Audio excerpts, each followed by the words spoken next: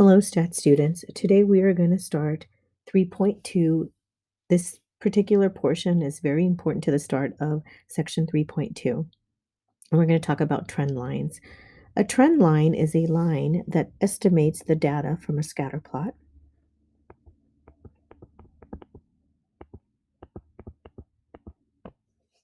What happens if you can't tell which trend line best represents the data? We analyze the vertical deviations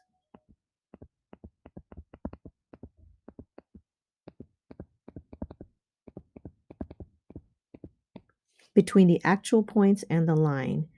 We square those deviations to get rid of the negative values and add those values together.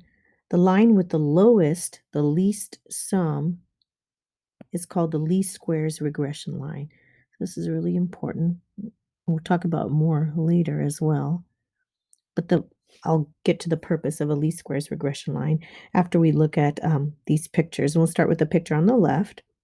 So on the picture on the left shows the body weight as your explanatory variable along the x-axis, and the y-axis shows your response variable, which is the pack weight in pounds.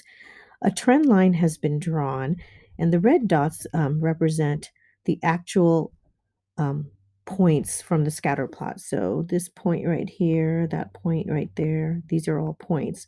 The little lines, the black lines drawn from the red dot to this trend line is known as a residual. So just taking a look at this one right here.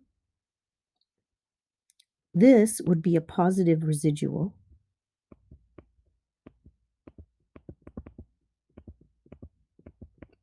Because the trend line is predicting that the point is right here. So it's actually under predicting.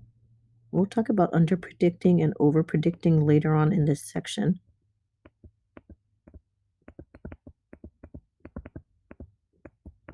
But that's what a residual is. It's that vertical deviation. If you were to take all of those residuals, those black lines, and add them together, you would get 0, because they would balance each other out, the negatives and positive.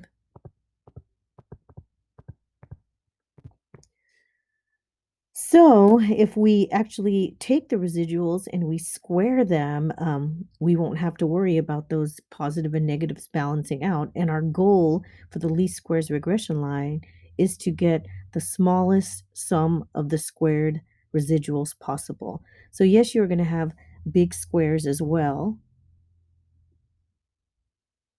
like right there, because, squaring it would be taking a side and squaring it. It's a point, there's a point. But here, if you notice that your squares get smaller. So the goal is to have the smallest sum, right?